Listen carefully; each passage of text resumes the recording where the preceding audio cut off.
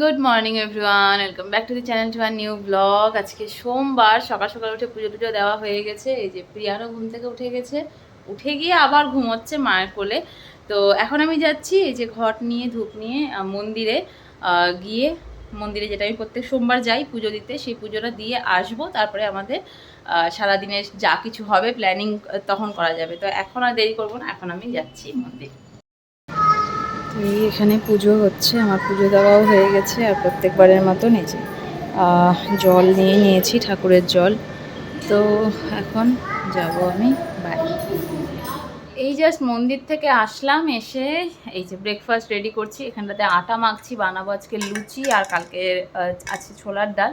তো ছোলার ডাল আর লুচি দিয়ে করব আজকে ব্রেকফাস্ট। এই কয়টা লুচি বেলে নিলাম, আর এই যে প্রথম দুটো ভাজলাম। এটাও ফুলেছে বেশ সুন্দর, এটাও ফুলেছে বেশ সুন্দর। বাকিগুলো জানি না। এই অল্প অল্প করে বেলছি আর অল্প অল্প করে ভাজছি। কি খাচ্ছ তুমি পাকু ভাই? ও পাকু ভাই, তুমি কি খাচ্ছ? কি খাচ্ছ? হ্যাঁ, আঙুল খাচ্ছে, লুচি খাচ্ছে। হয়ে গেল এখানে? বেলা শেষ, সেকেন্ডে কথা দেখি। ভাজা লুচি, জামাই লুচি খাচ্ছে, মেয়ে লুচি বেলছে, ব্যাপারই আলাদা।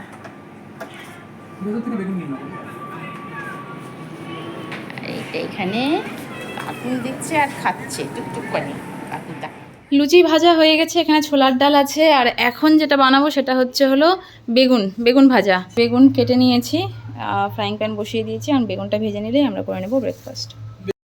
এই প্রীতম নিয়ে এসেছে রুই মাছ মাথা সহ, আর মা এখানটাতে বসিয়ে দিয়েছে এখন ভাজা। মা ভেজে রাখবে, আর আমি তারপরে করব রান্না। যদিও মাকে না করলাম গরমের মধ্যে এখানটাতে আসতে, তো মা কয়েকটা ভাজা শুরু করেছে, হয়ে যাক তারপরে আমি ভাজবো। আমরা সকাল সকাল এটাই বলা বলি করছিলাম, মা এমন সময় এসেছে, অলরেডি এই 3-4 দিন হয়ে গেল, বাট এখনও অবধি আমরা বাইরে যে কোনো মানে ঘোরার উদ্দেশ্যে কিছু বেরোবো সেটা বেরোতে পারছি না। কারণ বাইরে এতটাই গরম, দিনের বেলাও গরম, রাত্রেবেলাও গরম। দিনের বেলা তো বেরোনোর কোনো প্রসঙ্গই আসছে না, কিন্তু রাত্রেবেলাতেও তাই। যে পোকোকে কোলে করে নিই, কারণ প্রীতমের ছুটি নেই। এবার আমাকেই তাহলে, কারণ পোকো বাইরে বেরোলে মার কোলেও উঠতে চায় না, তো এবার আমাকেই কোলে করে নিয়ে অতটা হাঁটাহাঁটি করতে হবে। তো তাই বলছি যে মানে সময়টাই বাজে। দাদা যেই সময় এসেছিল সেটা ছিল খুব ভালো একটা সময়। মানে তখন না, মানে যে কোনো টাইমে, দিনের বেলা হোক, সকালবেলা হোক, রাত্রেবেলা হোক, দুপুরবেলা হোক, যে কোনো সময় সুন্দর বেরিয়ে যাওয়া যেত। মানে সুন্দর একটা ওয়েদার ছিল। বাট এখন একটু ব্যাপারটা অন্যরকম। তাও দেখো কত দূর মাছ ভাজা। প্রীতমকে বলেছিলাম মাছ আনতে, ও এত মাছ এনেছে, এখন মানে 2 দিন ধরে খালি মাছই খেতে হবে, তাই না মা?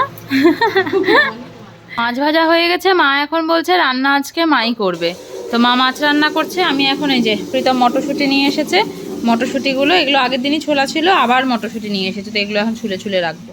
এখানকার এত বেশি গরম, মানে রান্নাঘরে থাকাটা যে কতটা কষ্টকর। আর মা করছে আজকে রান্না। প্রীতম অলরেডি স্প্রাইট, মাজা, জলজিরা সব এনে ফ্রিজে রেখে দিয়েছে। এখন বলছে যে সবই অল্প অল্প করে দাও। তো এই যে আমার জন্য, মার জন্য। মা এই যে খেতে খেতে একটু মানে রান্না করতে করতে একটু খাও, খেতে খেতে রান্না করো বলছি। তবে হ্যাঁ, এগুলো খাওয়া যাই হোক না কেন, বাট এই গরমের মধ্যে এগুলো একটা আলাদাই ব্যাপার। আর পোকো কি খাচ্ছে? পোকো খাচ্ছে জলজিরা। আজকে সবাই কাজে ব্যস্ত, ওদিকে মা রান্না করছে, এদিকে প্রীতম আর পোকো মটরশুঁটি ছুলছে। আমিও করেছি, সকালবেলা ব্রেকফাস্ট আমি রেডি করেছি। তারপরে এখন আমাকে একটু মা ছুটি দিয়েছে, বললো যে রান্নাটা মাই করবে। তো লুচিটা হেভি হয়েছিল, ঠিক আছে। সুন্দর করে ছুলছে পোকো। এই বাবা, হ্যাঁ না এমন কিছু হয় নাই মা, এত চড়াবা না শাইনিকে, বাপ রে বাপ। না না না না না না। এই যে এই হচ্ছে হাজবেন্ড ম্যাটেরিয়াল একদম। মা বলছে ছোলার ডালটাও ভালো হয়েছে। এই হচ্ছে টিপিক্যাল হাজবেন্ড। আজকালকার হাজবেন্ডদের এটা না, এটা টিপিক্যাল হাজবেন্ডদের কথা। মা যেই বলেছে একটু, এত মাস পর আমার হাতের রান্না খেয়ে ছোলার ডাল ভালো হয়েছে, ব্যাস মাথায় চড়িও না। এই না, এটা হচ্ছে প্রীতমের আরেকটা সাইড, যেটা আমার ব্লগে দেখানো হয় না, বাট হ্যাঁ বাড়িতে বাড়ির লোকের কাছে থাকলে পরে তুমি জলের মধ্যে লবণ দিয়ে বলবা কেমন হয়েছে টেস্ট শরবতের।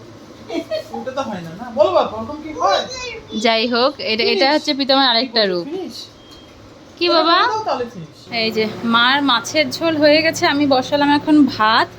এই মাছের ঝোল, পাতলা মাছের ঝোল, কতদিন যে এরকম পাতলা মাছের ঝোল খাই না। আর এই যে পকো এখানে বসে বসে এই সকালে লুচি খাচ্ছে এখন দিদি আর কোলে।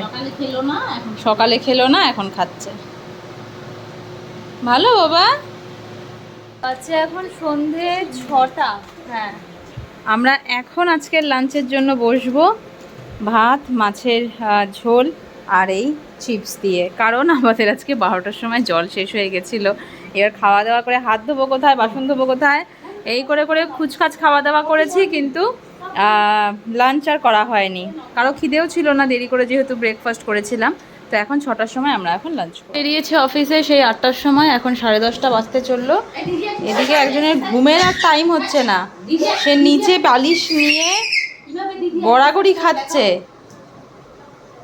হ্যাঁ, নিচে বালিশ নিয়ে গড়াগড়ি কেন খাচ্ছ বাবা? ও দিদি আর এক্সারসাইজ করে সেটা দেখাচ্ছে। ওই যে দিদি আর এভাবে এক্সারসাইজ করে। দিদি আর এভাবে এক্সারসাইজ করে। এ বাবা, দিদি এক্সারসাইজ করে দেখাচ্ছে। আর কিভাবে করে?